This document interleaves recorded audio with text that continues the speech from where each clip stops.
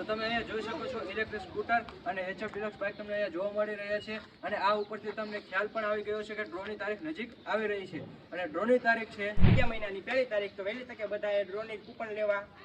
પહેલું ઇનામ છે બિરજા ગાડી પેટે 5,51,000 રૂપિયા રોકડા.